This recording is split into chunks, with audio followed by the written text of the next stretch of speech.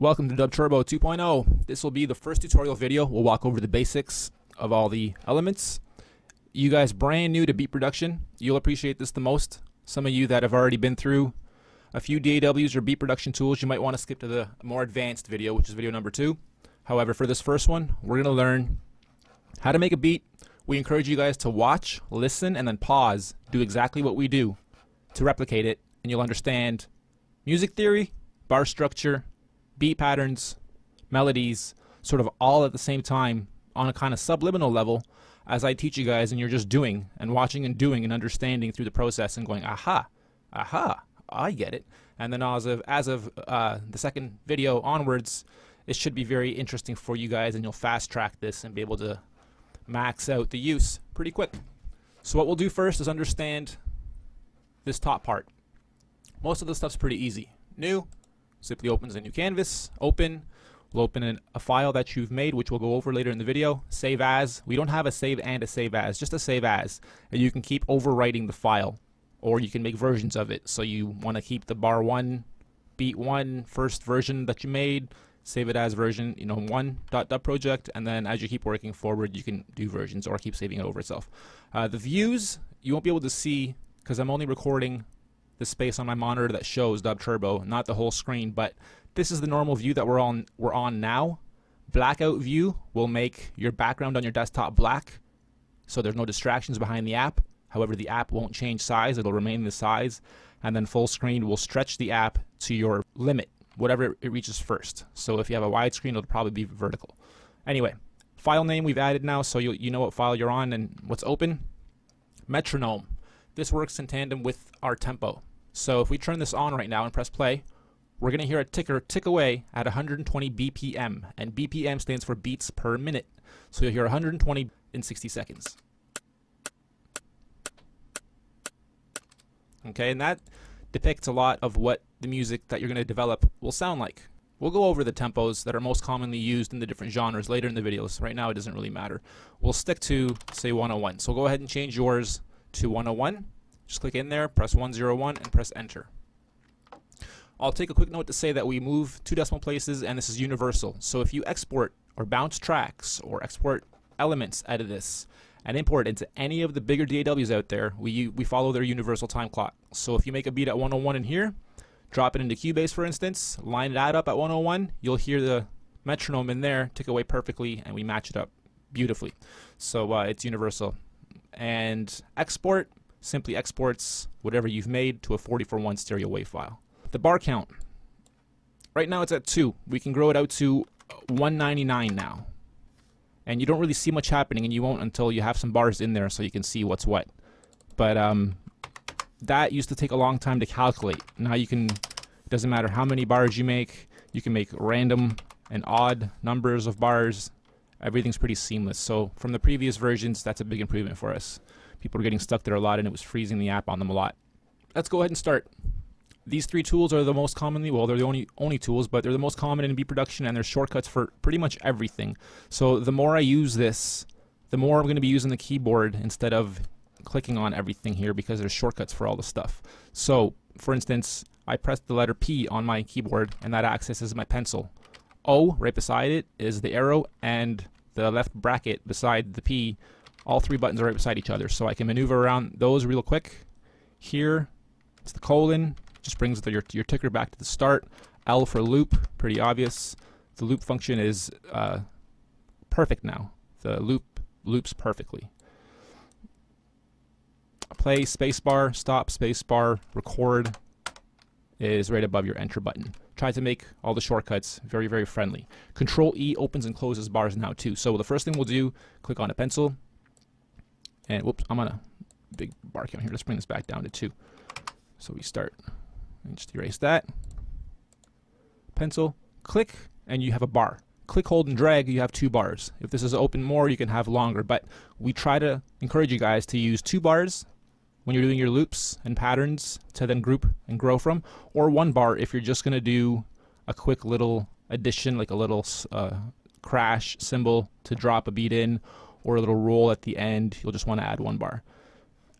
I'm going to encourage you guys to always use click, hold, and drag. Use 2 bars at first when starting a beat. Control E. And now here's obviously all of our kits.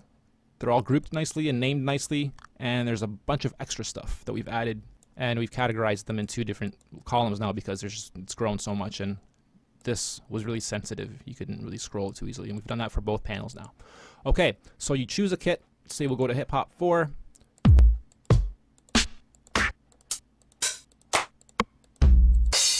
Cool, right? All of those have volumes too, so you can master the kits further than we have. If you think something's too loud or too quiet, you can move that down. These same pads are triggered by the keyboard you type on, numbers 1 through 0 on your keyboard. If you're using the keyboard on the right versus the one on top, you desktop users, then make sure your number lock is on for that to work. And then you can also preview them again here. So as I'm building, if I forget what's what, and I get a little confused on down here, I can just go, okay, that's right, that's my clap, boom. And it's obviously spelled right out for you. But try to make it as friendly as possible for everybody.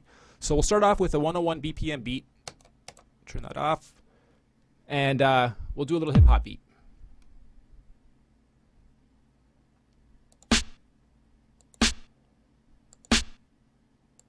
So again, do what I'm doing here.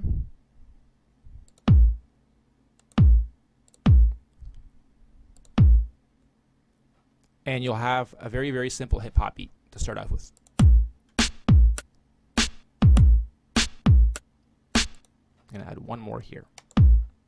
So if you understand what's happening now, the timing is basically going from here to here. So this is 2 bars because we drew in 2 bars. So you hear 8 ticks. So it's 1, 2, 3, 4, 5, 6, 7, and 8. In between all those ticks, we have 4 spots for notes to go in. Typically on big DAWs, you'd be able to change that so you can have 8 spots or 32 spots in there. We don't do that as a choice to change quantizing. However, what you can do is simply double up your tempo and then draw bars twice as big and work with them that way to split it up. So it's kind of the same thing. You just kind of have to trick out the app. Okay, so we'll go back in here. Oops. Oh, great. I have no tempo. Okay, and we'll continue. We usually lay out the drums the same. So these first 2 are kicks. Then we move into snares, hi-hats, claps, toms, rims. 9 and 10 are usually another tom or a crash. 7 through 10 are usually different, but 1 through 6 are always 2 kicks, 2 snares, 2 hi-hats, and then 4 random. That means when I make this beat and then change up the kit after, it's going to remain sounding cool and the same, and I don't have to go in there and switch up, okay, now the kit's on 7, and then, you know, it's all different per kit. Everything's pretty much the same. Once you get down to the voxes and the effects, it's obviously different. But for the beats and for the drums, it's all pretty universal. Okay, and now we'll add a quick hi-hat under 5. If you want to change up what you're doing compared to me, so copy what you see me do and then just add an extra one or eliminate a few, start understanding what is happening here, what sequencing really is. It's simple trigger-based sequencing on a grid, and as we move further along the grid, everything just kind of gets played. It's pretty simple. If you could think of back in the day, those little music boxes that would open up, that they were kind of the same. They just had little prongs sticking out, and they would trigger certain notes as the big wheels spun. So this is a very modern way of looking at that.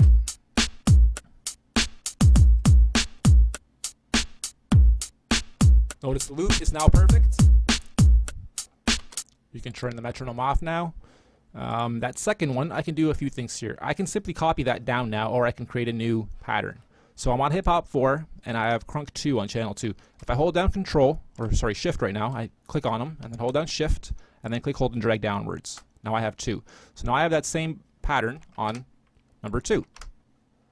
And here I can change this up so it contrasts that one, or I can leave it exactly the same so it doubles. So now we'll have that same beat going twice. Sometimes it's too much. You'll have to lower one, or like I said before, change it up so that it's a little bit different. Hi-hats, we'll just turn those almost right down. That's really powerful. We'll turn that right down. Maybe move it over a couple, just so it's different.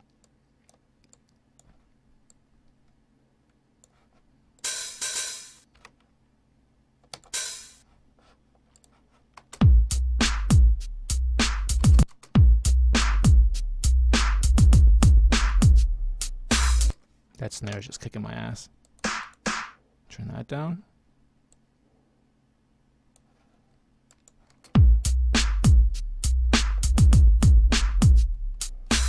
Okay, so I'm pressing spacebar every time I want to start and stop it. I'm trying to remember to announce all the shortcuts I'm using, but I'm going to forget here and there. So just keep in mind when you see things glowing and I haven't moved the mouse, it's because I'm using all those little shortcuts. Here, obviously, this is our 16 channels that represents these 16 channels. So right now I'm on channel 2 and it's crunk 2. Down here, 1, 2. Okay, and I'm moving the channel up and down in volume, or I'm soloing that. So that's all I'll hear, or I'm muting it. And once you have 10 layers going, the soloing and muting will come in handy so you can hear combinations of stuff before you finalize it and whatnot, which is pretty standard for most DAWs. Once you get past 8, the first 4 are drums, then the next 4 are keyboards, and then the next 8 are blank. Once you get to 9, you can choose. Well, all of them can be changed, but once you get to 9, you choose. Click, hold, and drag down to keys or drums or empty. So we'll say it's keys. Everything's been color-coded too, so we can go back into the pencil. It's a bit of a color change as well, and it's got a little icon for keyboard, and then in the drum section, it's just 4 little dots to represent the drums. You'll see it changes color as well. So you always know what's what. Control E opens her up, and this gets us to our keyboard panel. And same thing, we've categorized them here, and everything is opened as far as the folders go now instead of having them in folders. It's just nice and easy to see everything up at front. And you'll have all kinds of stuff in here. And we even put drums in here and voxes in here so that you can bend them. When I say bend them, I mean you grab a snare. Okay, you can really screw with sounds and make them really interesting as far as patterns, builds, drops, rolls, fills, and stuff like that goes. I love that part of the app, actually. It's probably my favorite part, is that I can bend stuff. And then with the voxes, let's try to find some voxes. Dance. Break it. Break it. Break it. Doesn't really work too well with that specific one, but there's a lot of really cool and ha, hey, yeah, that kind of stuff where it sounds really cool when you lower it a couple notes and stuff. So all that's very, very flexible. So okay, let's just go choose some horns. I don't know.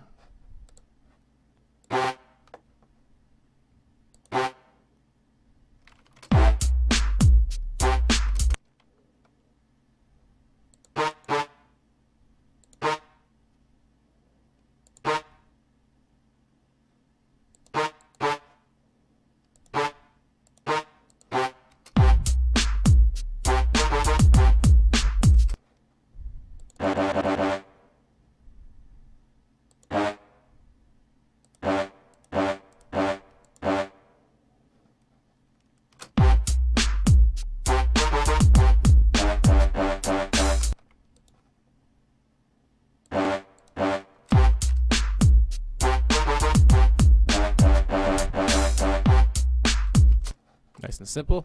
All that can be changed. By the way, let's go back in there for a second. Control E. So I laid it down. Let's say I'm like, yeah, that sounds kind of cheesy. Let's change it up. Boom. 3.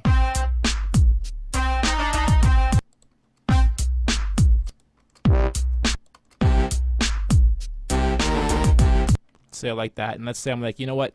I like that, but it still sounds a little cheese. Let's copy that down. Hold down Control, click, hold, and drag down, and now we have horn fun and bass air. And bass air is obviously a bass sound. So you can start duplicating your melodies and changing up the instrument so that your bass line follows your horn or follows your trumpet or something else you've made, or you build it to be totally unique. But it's a very easy way to get your sounds started to complement each other without having to start them from scratch every time. Because now I could just remove some of these. In fact, I'm going to have to. There's a lot of notes for bass line to be happening. So get rid of some of these guys. And that bass is so low that you might not even hear it. So let's just choose a different one. Cool.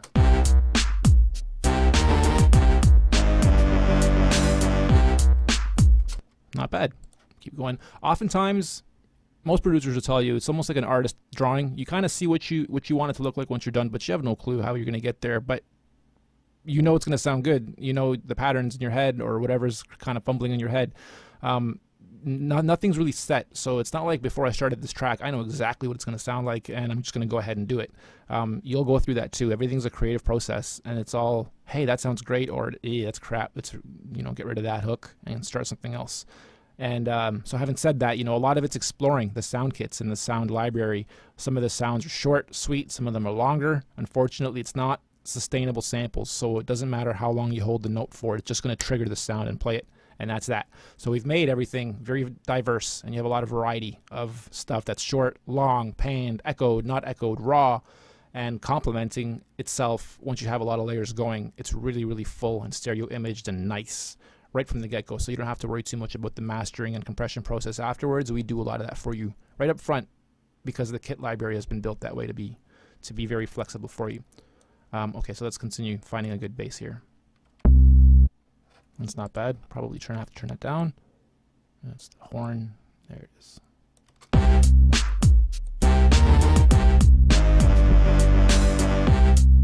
Okay, so we'll just draw another layer on the keys, and that will contrast and complement that horn with something bright. Maybe like a trumpet, a violin. I don't know. We'll go to the second column here and start trying to find some cool sounds.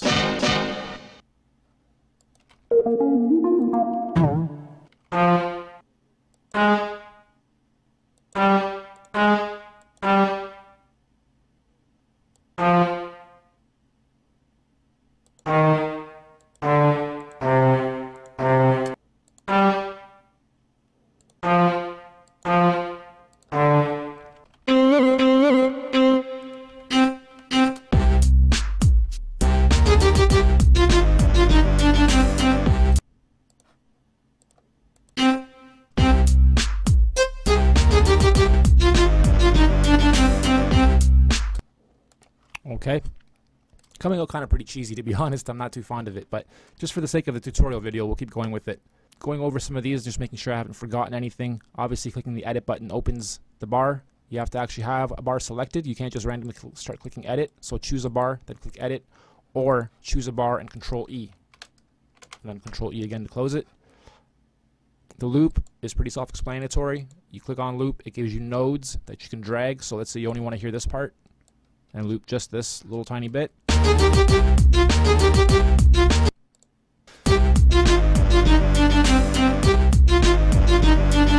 Stop that for a second. Bar count. We'll now highlight that, and we'll move that up to 8, let's say, and press enter.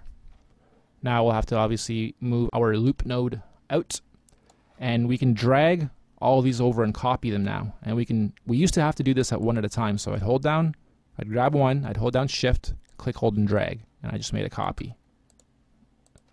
Now I grab one, I hold down control now instead of shift. Control, holding it down, I click the rest of them. Now let go of everything. Now hold shift, click, hold, and drag. You see what happens there? So now I just made duplicates of everything and moved it over on my timeline. I'll bring this back now. Now what I can do is I can go in here and edit all these guys very quickly, just to sort of make it a bit different.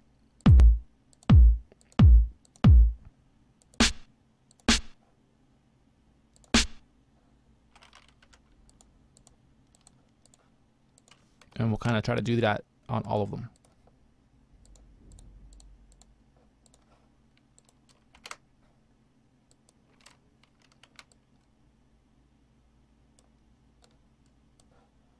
Doesn't have to be a huge change. Could be just a little accent near the end. And I'm being really fast and random here, so this might not sound all that great, but it probably will still sound half decent. Okay.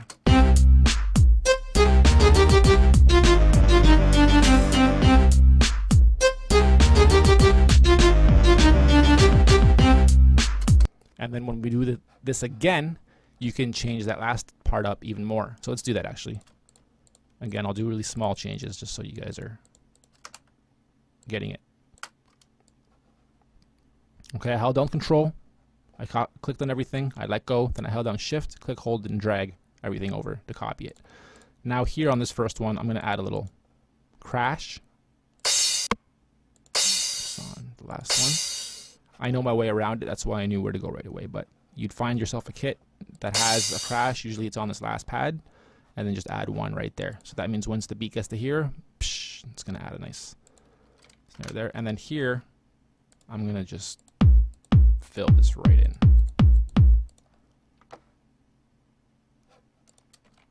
And then I'm going to erase these guys, leaving room for the kick drum up here to go, and then back to here. Okay. I'll be very untraditional here.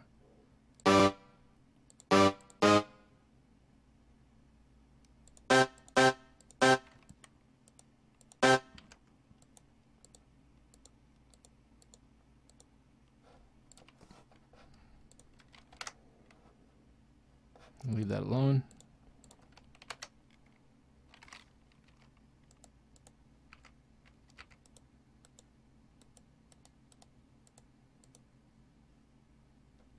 In fact, I'm just going to get rid of all of them except for 1 there and 1 at the beginning.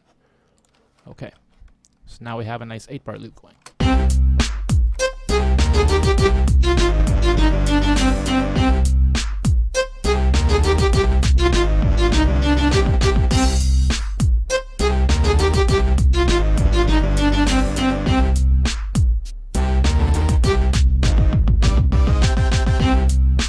Okay, so you see how music starts to work now, where everything's done in groups of bars and bar structure, and build-ups happen this way, and drops happen, and crashes happen where they're supposed to. This is sort of the basic fundamentals of music. You're changing the tempo, you're adding different beat structures, and you have house. Kind of works the same. Reggae, same thing. So we'll go through all these genres, music types, and whatnot, and I'm sure already, if you're brand new to music creation, already you understand what's happening. If this is still too fast for you guys, don't be shy to let me know. I'll do an even slower video to slow everything down for you some more, but I'm hoping you guys can keep up with this. It's not that complex. At this stage, you start noticing what's too quiet, too loud, and you can start changing up your volumes and maybe doubling up on more sounds. Like, let's say that horn, I still want another double on that horn. So what I'm doing now is copying the horn bars to another layer down here. I'm going to click edit, click on 1, click edit, and I'm going to find myself something that complements that horn. It'll still follow the same pattern, maybe a guitar actually. Don't really hear it.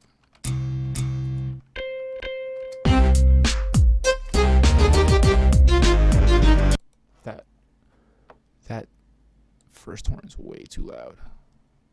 I'll also say that a lot of the instruments have been recorded way higher than normal because I'd rather have you guys mix down than not have enough volume per instruments. So you might find that your drums are nice and lined up and all your instruments are way down in these levels, and that's fine. Don't worry about that. It's not untraditional at all.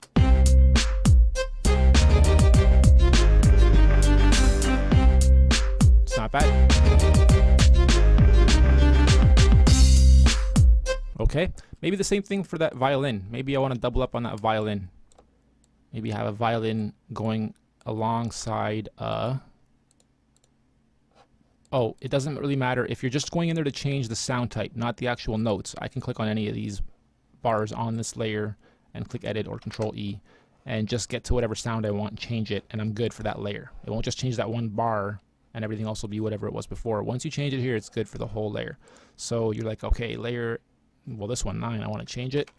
Click on any of the bars, find whatever sound you want, close it, and you're good to go. Well, you'll probably be in there looking at the sounds, trying to find a good one that matches whatever you're trying to match it up to. Violin and cello, that might work well. Gotta turn it down though. And yeah, I already like it. Let's see how it goes.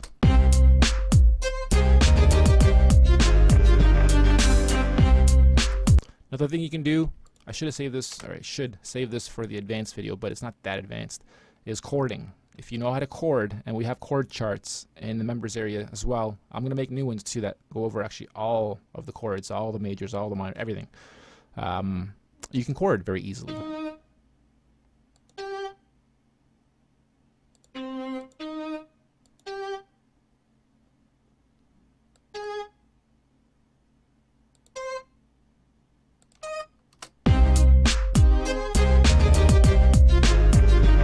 So you can hear that chording by itself. Let me solo that out.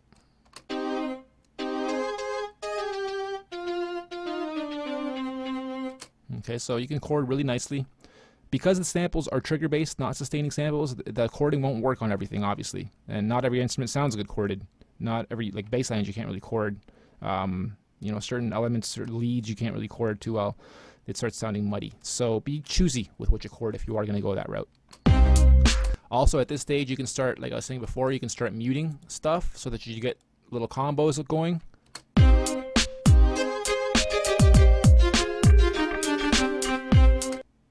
Sounds kind of cool.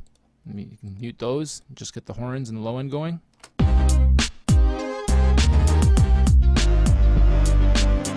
Maybe you want just the other drum set going.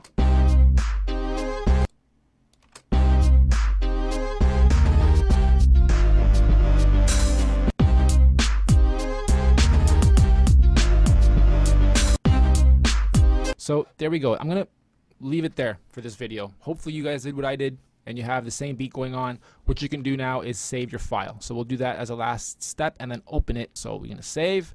It'll just give you a little warning saying make sure to add your .dub project file extension. Don't remove that. I'm just calling it dub test .dub project. You guys can call it whatever you want. You can save it wherever you want on your computer. Just make sure to remember where it is so you can find it after when it comes time to reopen it. Okay, so we saved it. We will export it as well. You'll just see it exporting your arrangement. And this is right now creating a WAV file for you. While it's doing that, I'll also tell you that you can solo each of these and export one layer at a time. So you have every single layer as its own WAV file. You have a collection of all these 8 bars, each instrument, each drum set as its own file. And then you can import all of those into a bigger DAW, a Cubase or whatever, and then keep going with it to grow your full track or to compress or master or effect it any way that you can't in Dub Turbo. What are we at here? 101 BPM. Dub 2 beat.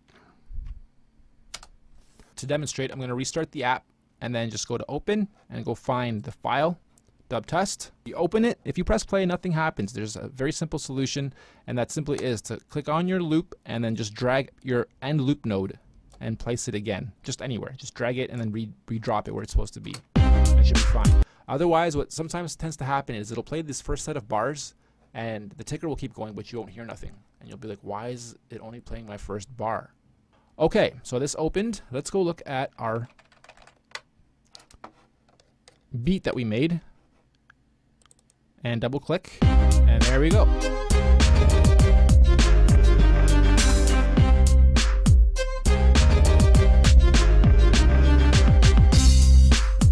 So even that right there, I can go and sell this. Not to say it's a hot beat and people will line up to buy it. I'm just making a point. That's how easy it is to make a beat with dub. Quick 16 bar or 8 bars. I'm gonna grow this to 32, and now very quickly just show you guys. You know, even at 32, actually screw it. Let's go to 64. 64 bars is enough for a verse and a chorus. Depending on what tempo you're working at too, that's different. And there's no quantizing yet, so that's still even more different. So we can structure out a quick 16 bars at first for an intro or your chorus, and then this rest could just be a verse. And the verse could be the same thing, minus maybe the second overlay of drums. And what else? Maybe minus the horns and just keep the violin going and the cello and the bass. Okay, so a little change up and boom, you have yourself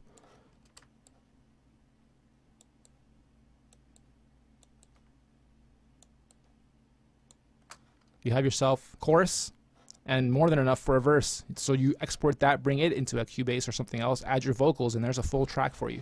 It's that simple with this. Now I can go in here and any of these bars that I edit, it'll edit just that one versus the whole section, obviously, right? So I can do like, you know, take the bass out for this part here. 1, 2, 3, 4. The second half, maybe I want to take those 4 out. Then maybe I want to take those 4 out. You'll start getting creative with how to lay out and structure the arrangement. And you'll notice that once you get out of this and into Cubase or something else, once you import this, you can literally drag any little bit together and string your whole chorus out of that. Or maybe you like, you just did a little bit something different right there, and you really like that, and you want that to be your bridge. So you export and pull that bit and loop that a few times to create your bridge. So it's very, very easy to work with dub and other DAWs. Cool. Hope you guys have enjoyed this, found it informative. Hope I didn't miss nothing. These guys here are just joggers. So instead of opening up the, instead of opening up the bars, clicking on a bar and pressing edit and choosing something, if you want to just go one by one, you can just scroll them here. And then same with the keyboard layers. If you want a keyboard layer, scroll them here. If you're on a keyboard layer and you hit the drums, obviously nothing will happen. So don't be wondering what's going on. Why don't I hear nothing? You're on a keyboard layer. You have to be on a drum layer and you'll hear. And then even then you have to know what you're on to hear that kit that you want to hear. And then if you're on a drum layer and you hit keys, you'll hear the metronome. It's not recordable, it's not a sound. It's just to indicate, hey, you're on a keyboard track, silly. I mean, you're on a drum track, silly. Stop hitting the keyboard. You're supposed to be over here. Okay? Cool. See you guys in the more advanced video number 2. See you soon.